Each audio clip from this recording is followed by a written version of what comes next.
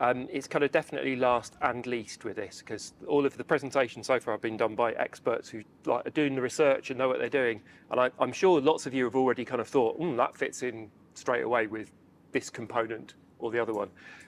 So I won't be making any sort of earth-shattering pronouncements, I don't think. But here's my sort of plan for what I was kind of thinking. I might. Oh, hang on. Is that working there? Here we go. Yes, thank you. So yeah, the plan is not to really kind of rehash what the content of the talks. You've done activities, you've heard the stuff. You can have a look at the stuff on the website yourself. But it's maybe to kind of think about how some of that can apply, particularly to some of the AQA components, to think a little bit about some of the ways in which you might want to approach some of these for sort of methodologies for NEA language investigations, some sort of suggestions about things that might be a little bit less obvious that you could use.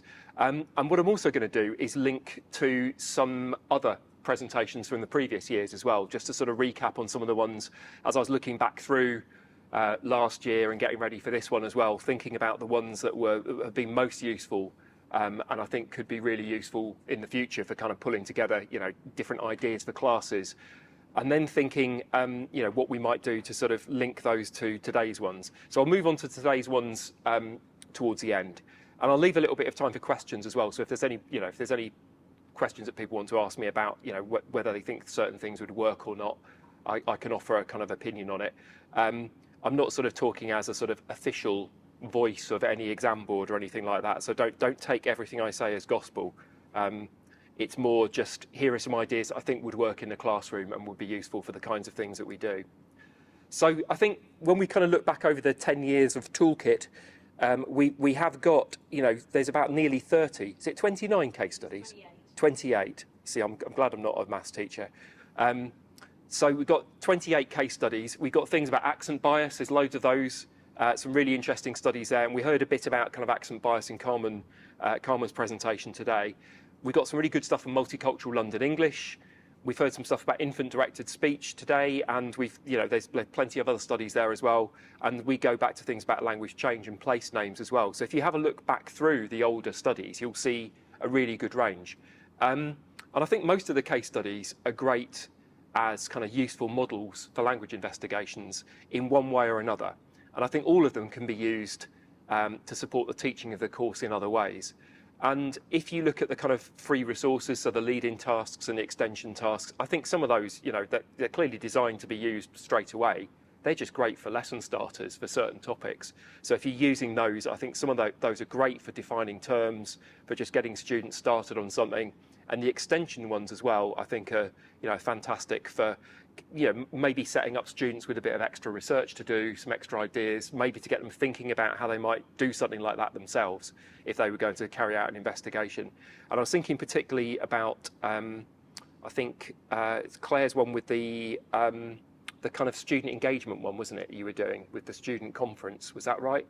Where there's some really nice stuff there that I think fits into the language investigations about kind of methodologies, how you might think through those, the pros and cons of those. So some really nice stuff. And as I'm here, as also with my English and Media Centre hat on, if you also want to have a look at some of the e-magazine articles that have come out afterwards, I think at least 3 people. So Reese has written one, George has written one, I think Carmen's written one. Did you do one on? Yeah, that's at least 4.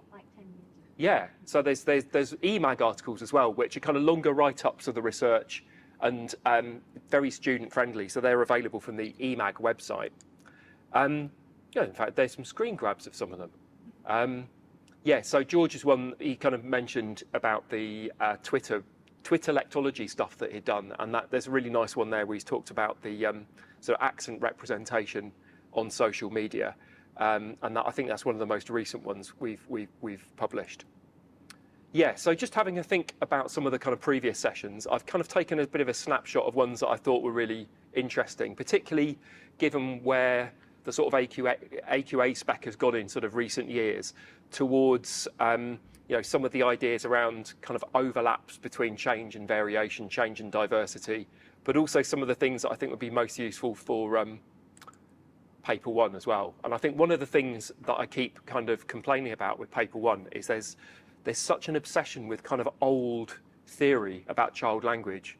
And, you know, we go back to the Chomsky versus Skinner debates. There's the sort of big four or big five, depends if you count sort of Vygotsky and Piaget and Bruner as, you know, three of the sort of big ones or not. But, you know, I think what's really interesting is that lots of this work that's been done on infant-directed speech is just fascinating for feeding into a more informed and quite accessible, student AO2 knowledge that they can bring in.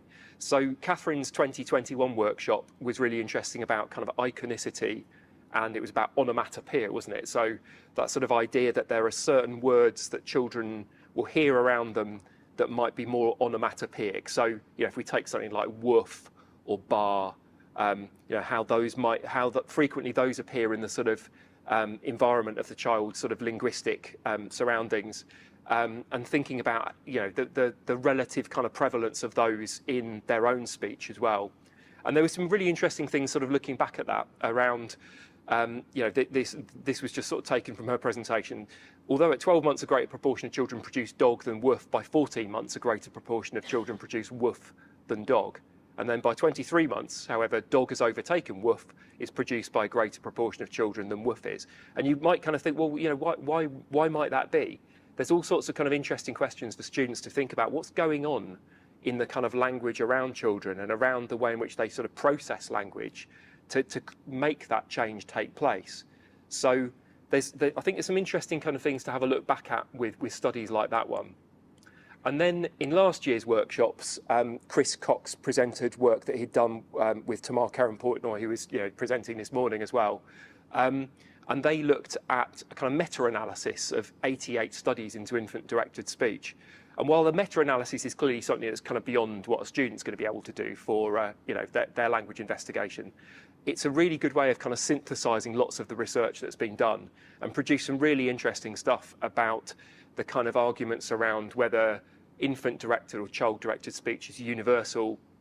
If it is used by people all around the world, then which are the kind of key features of it? Are there ways in which child-directed speech varies between languages? So there's some really interesting stuff in that one. And that kind of idea about sort of universal tendencies and language specificity in caregivers' use of IDS around, you know, across different languages in the world.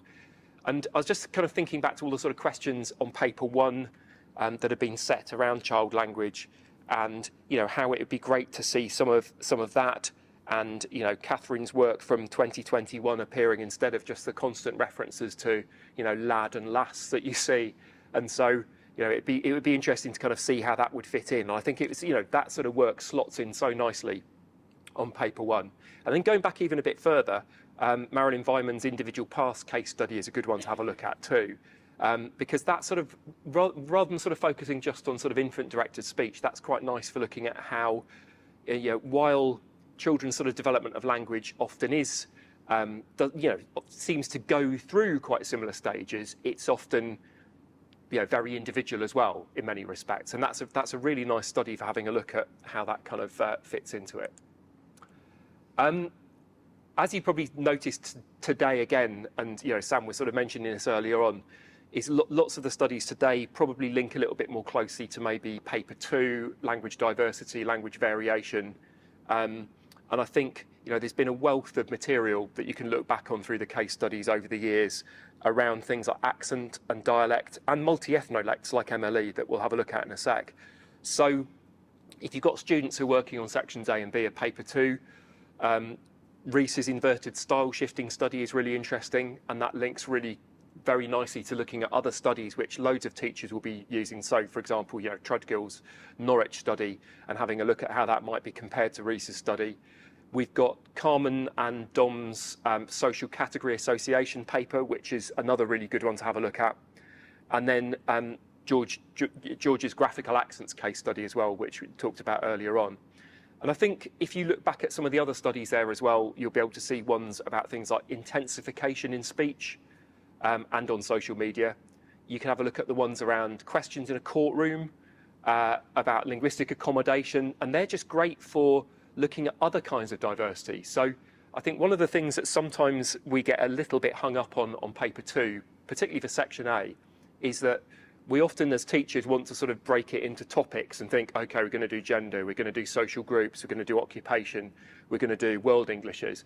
And I think that is quite normal to do, because I mean, that's often the way that it, you know, helps our students to know which bits they need, which theories and case studies are relevant for those. But of course, I'm sure we all realise that it doesn't really fit into those categories all the time. And there are some things that actually sort of cross over all of them.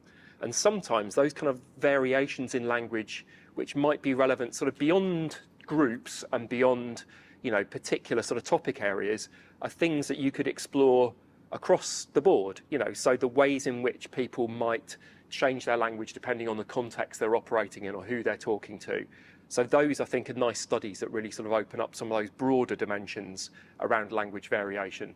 And I was kind of interested, looking back through sort of all the questions that AQA had set, there was some really, you know, lots of them are about, you know, gender and regional variation, things like that. But if you go back to some of the AS questions, they're quite broad. They're about, you know, different audiences, about different purposes. And I think that's something that is quite useful to feed into the A-level teaching, because I think it can be one of those sort of broader foundations which really help students talk more usefully about things that aren't just, you know, those particular topic areas, and can give them a better grounding in some of the sort of basics of how and why people use language differently.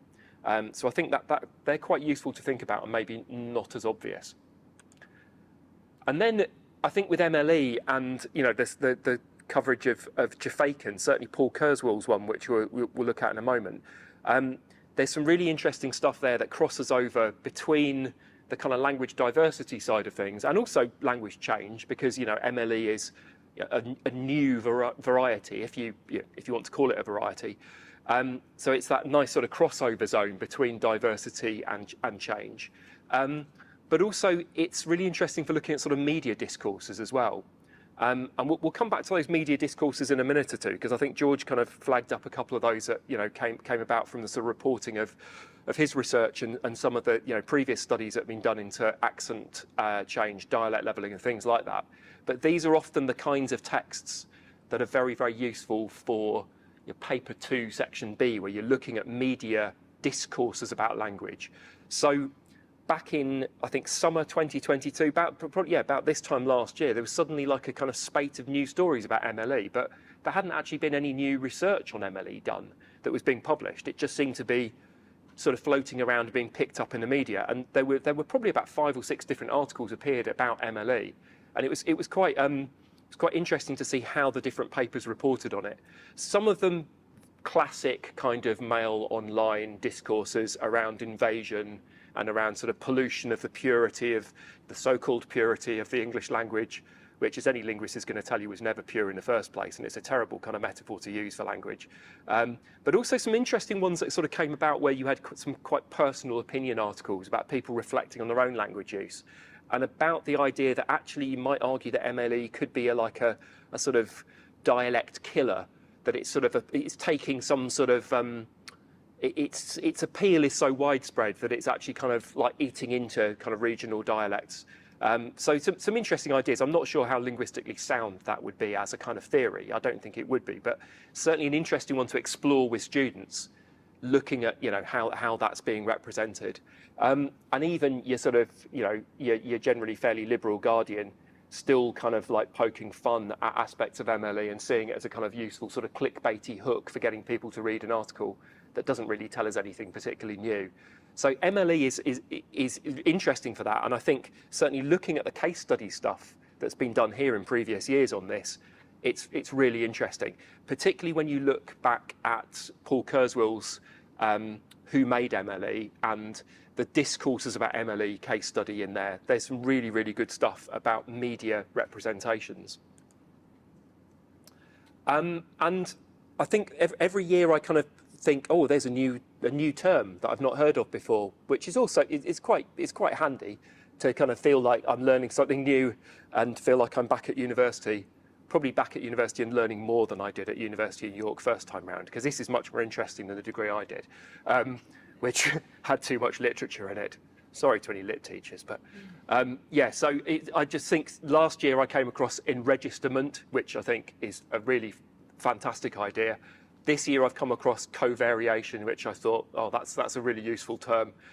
I think they sort of open up new things to think about, new ways of seeing the subject as well.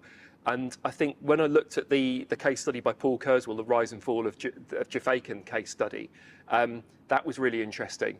And that's since cropped up from talking to other linguists. So Johanna Gerwin, who we talked to on the Lexis podcast a couple of weeks ago, she's doing some stuff on the enregisterment of features of London English. So that idea that, you know, certain features become sort of salient and come to sort of index a certain identity. And so if you look back at Paul's study on that, some really interesting work on that. And I think it's one that I think students would really benefit from having a look at. And I think as well, this applies to the kind of discourses side of things with paper 2. You know, some of these are great ways, I mean, they're terrible, but they're great ways of having a look at the ways in which MLE has become registered.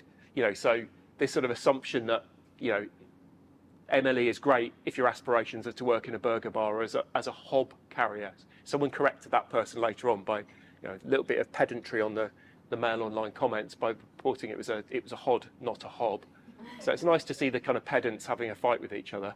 But also this kind of idea, you know, illiterate gibberish spouted by thickos, and then, you know, much more xenophobic and just plain offensive kind of stuff. If they want to speak like Jamaicans, I suggest they go and live in Jamaica. This is England. I mean, these are great ones to analyse with students because these are the kind of discourses around language which are out there in the media. And I think when you look back at some of the case studies, particularly, as I say, in the Paul Kurzweil one, about the sort of rise and fall of Jafaican and the media coverage of it, some really good stuff to have a look at that contextualises that and offers students a much more informed linguistic take than Vatican cameos from what used to be England. And that stuff as well links through to other studies that I was having a look back at. So Carmen and Dom's one about social category association, the accent bias Britain stuff that you'll find there from Dom Watt. I think lots of teachers already make use of QNUL's Accent Bias Britain website, but there's also some really good stuff here that links to it. And I think we can see some of that accent bias focus coming through in some of today's presentations as well. Particularly, you know, as Carmen was saying about people's sort of assumptions about accents, the ways in which, you know, people sort of leap to a view about somebody based on, you know, a couple of sort of features of an accent that they might identify on first hearing.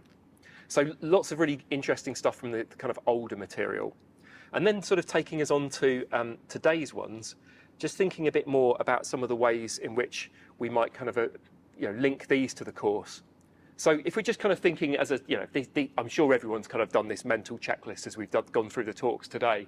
But when you think about, you know, AQA Paper 1, Paper 2, the NEA, language investigation, Paper 1, I think, you know, lots of the older studies are quite good for that because they focus on things like spoken language and accommodation, for example. But certainly the child language one this morning from Tamar will be a really, really useful one to use. And as I said, I think that's one of the ones where it'd be great to see a bit more about kind of infant-directed speech with more up-to-date research.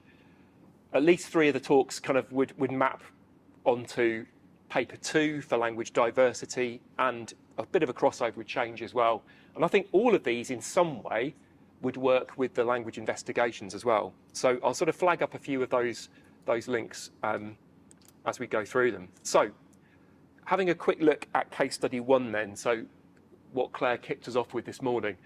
I think your main link's clearly going to be Paper 2, language diversity and language discourses, and the NAA language investigation. And I think, you know, there will be, most students will have come across, certainly by the end of the course, they'll have come across people like Trudgill and Lebov. And I think it's quite interesting, you know, when they think about what they were investigating, they were often investigating a single, you know, linguistic variable.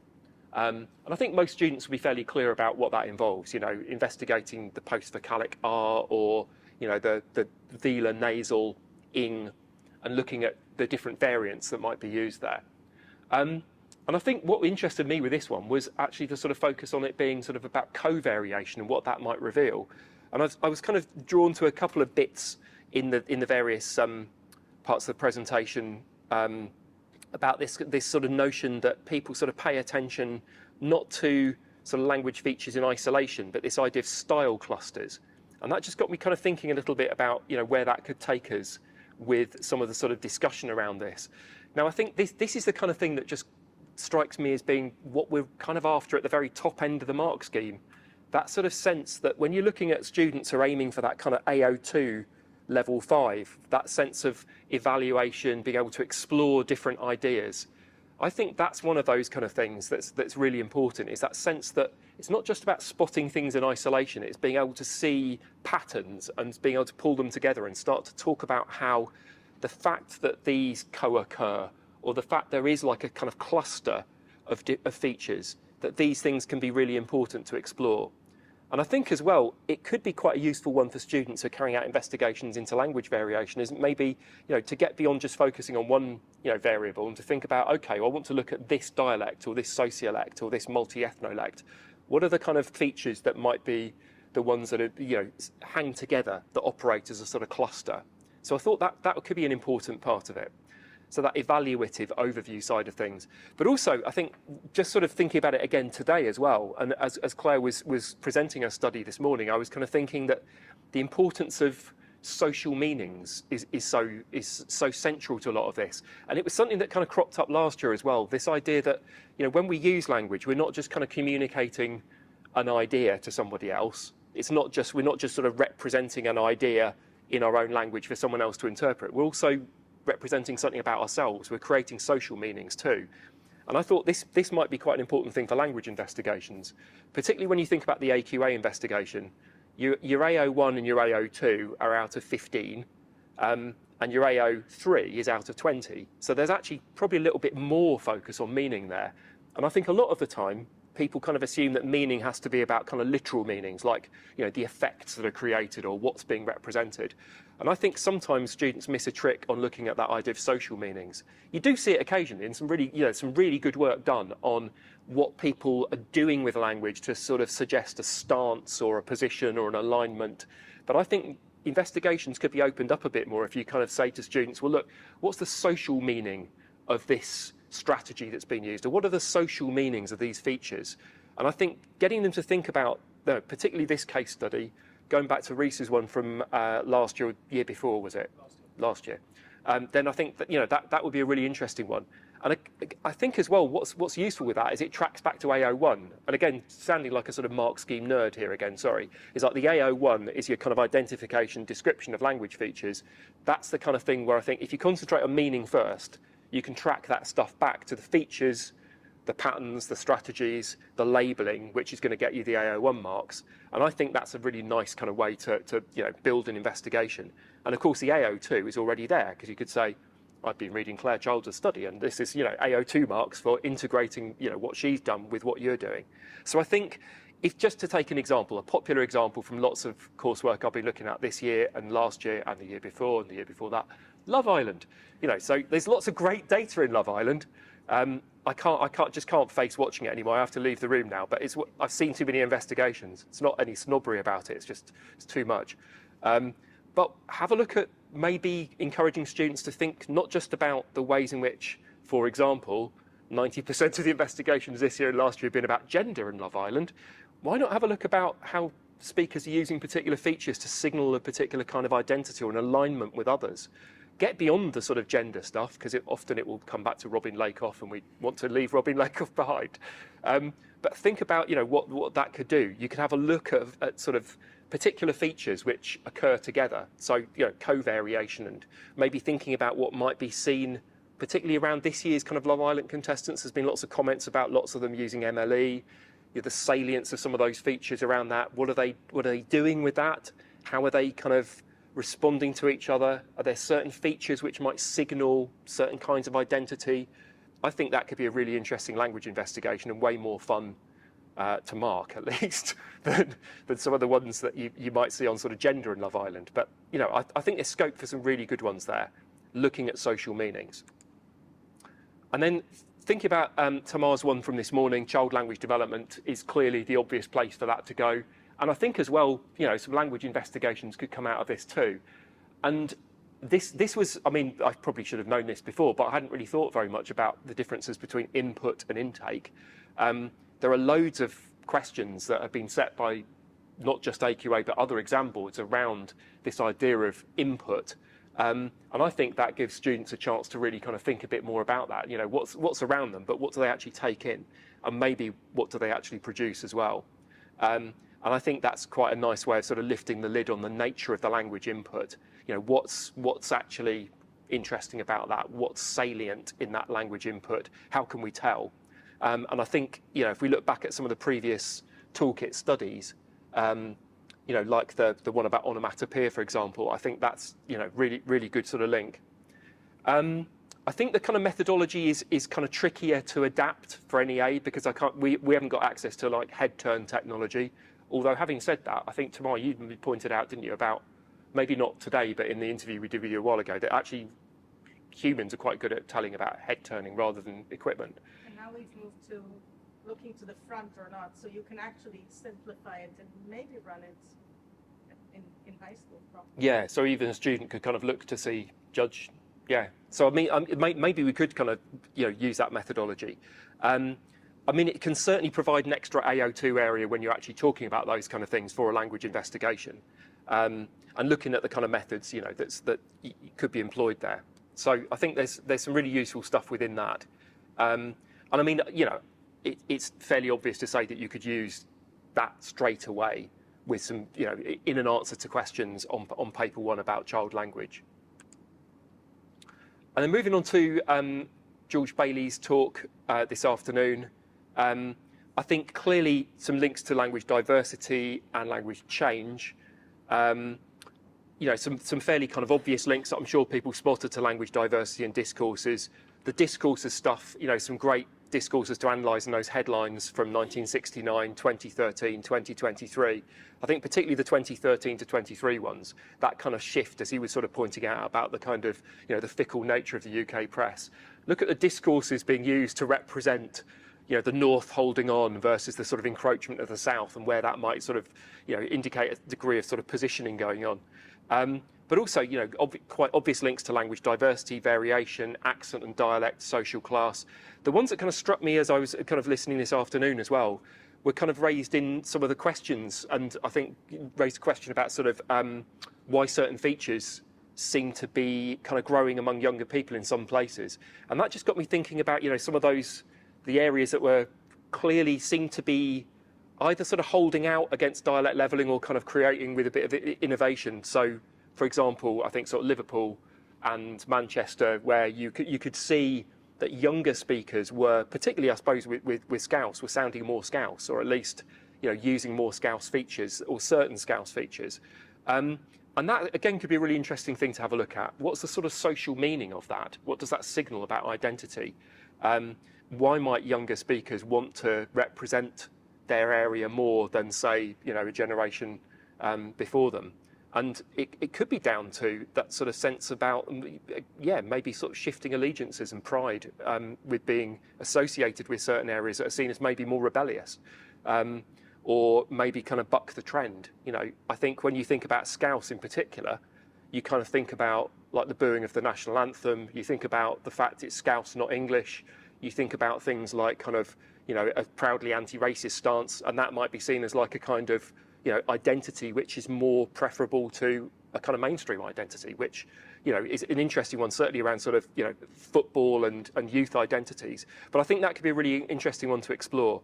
And I think as well, when you take it back to the mark scheme, that's the kind of thing that you want to see quite a lot of at the top end. So that AO2 at the very highest levels is often around agency, people's choices in how they perform their identity, not just, you know, I'm Scouse, therefore I use Scouse features. It's more, what do these signal? What are you using them for? What's the social meaning behind them?